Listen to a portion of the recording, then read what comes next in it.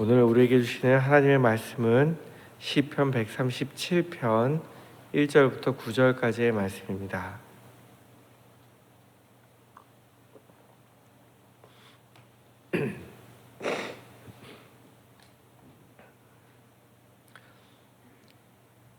시편 137편 한 절씩 교독하고 마지막 9절은 같이 읽겠습니다.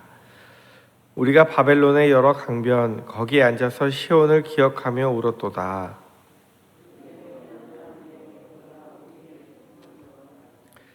이는 우리를 사로잡은 자가 거기서 우리에게 노래를 청하며 우리를 황폐하게 한 자가 기쁨을 청하고 자기들을 위하여 시온의 노래 중 하나를 노래하라 함이로다.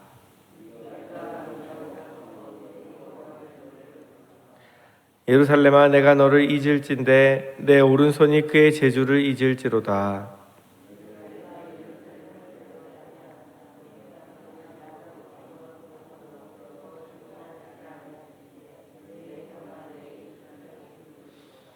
여호와여, 예루살렘이 멸망하던 날을 기억하시고 에돔 자손을 치소서. 그들의 말이 헐어버리라 헐어버리라 그 기초까지 헐어버리라 하였나이다.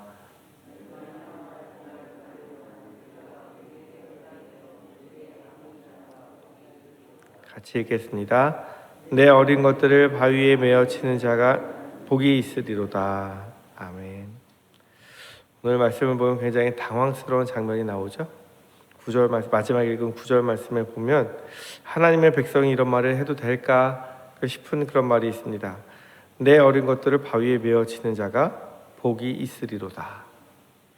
아무리 원수로 하지만 원수의 자녀들을 바위에 메어 치는 자가 복이 있다는 말은 굉장히 끔찍한 이야기입니다. 그래서 학자들은 오늘 시편을 저주시라고 이야기합니다. 저주시는 시편에 세 편 나오는 그런 시거든요. 오늘 시의 배경은 나라를 잃고 바벨론 포로로 끌려간 사람들 중에 누군가가 지은 시인데요. 1절부터 4절을 보면 포로에 비참한 현실이 나와 있습니다.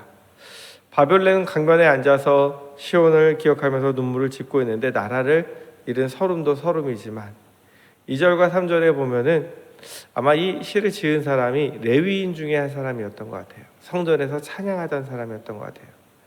바벨론 사람들이 모여서 이렇게 이야기합니다. 야, 너 노래 잘한다며? 한번 어디 성전에서 부르던 노래 좀 불러봐. 네 노래로 우리를 좀 기쁘게 해봐. 이렇게 조롱합니다.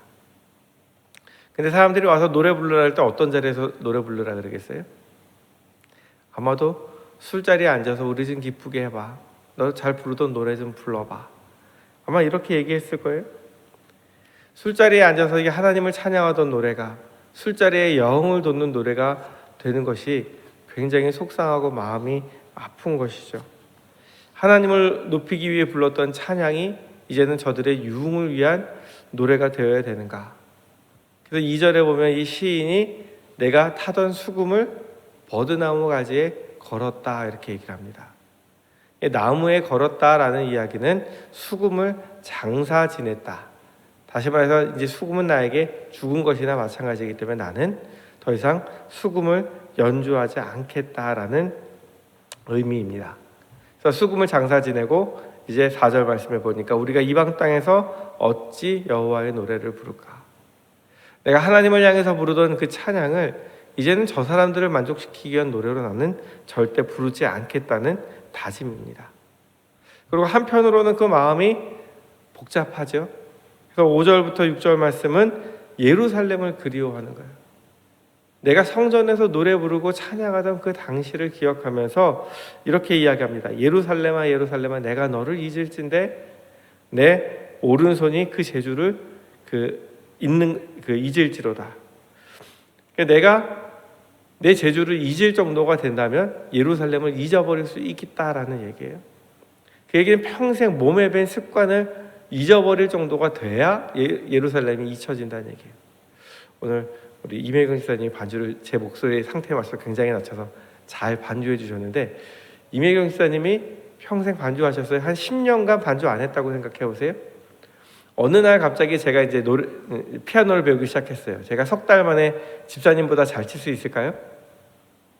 절대 못 치거든요. 평생 치시던 분들은 아무리 오랫동안 안 쳐도 조금만 하면 금방 감이 돌아와요. 그러니까 그 재주를 잊을 수가 없을 거예요. 그와 마찬가지로 내가 시온을 잊는다는 것, 하나님 계신 곳을 잊고 예루살렘을 잊는다는 것은 불가능하다는 얘기죠. 난 절대로 시온을 잊을 수 없다. 그래서 습관처럼 배어있는 그 재주를 잊을 정도가 돼야 내가 내 조국을 잊을진데, 나의 사랑하는 조국, 나의 사랑하는 하나님의 성전을 잊어버릴 수 없다는 것을 강렬하게 표현을 하고 있습니다. 심지어는 6절에 내가 가장 즐거워하는 것보다 예루살렘을 더 즐거워한다 라고 이야기를 하고 있습니다. 이렇게 사랑하던 예루살렘을 떠나게 하고 하나님을 찬양하지 못하게 하고 하나님을 향한 찬양을 술자리 유흥거리로 만든 사람들이 얼마나 미웠을까요? 그 미워하는 마음이 이제 7절에서 9절에 표현되는데, 예루살렘을 떠나게 한 에돔 사람들, 바벨론 사람들을 저주하는 장면이 우리가 읽었던 장면입니다. 근데 여기 말씀에 보면 그 8절에 보면 멸망할 땅 바벨론아 내가 우리에게 행한 대로 내게 갚으리니, 이 이야기는 바벨론 사람들이 와서 어떻게 했다는 얘기예요? 어린 아이들을 잡아서 바위에 맺혔다는 이야기예요.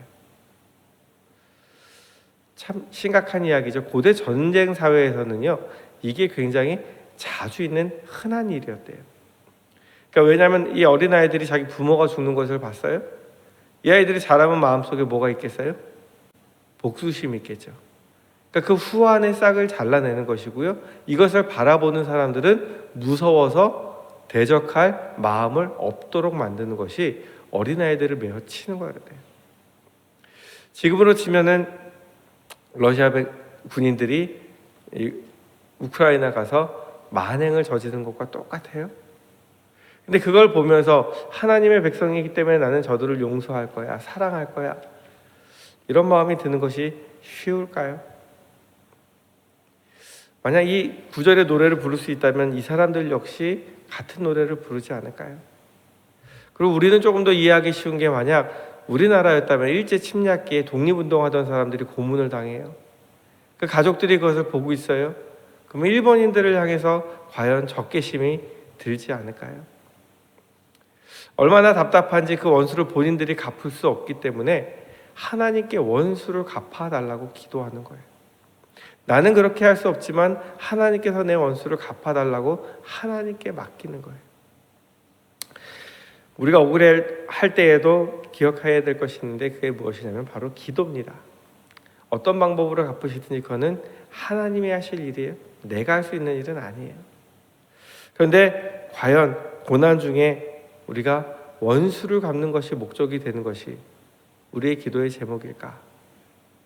근데 우리나라 사람들이 참, 신앙인들이 훌륭한 것이 단순히 일본인들을 미워하는 것으로 사람들이 원수를 갚지 않았습니다. 일본인들 자체를 미워하는 것이 아니라 일본을 미워했죠.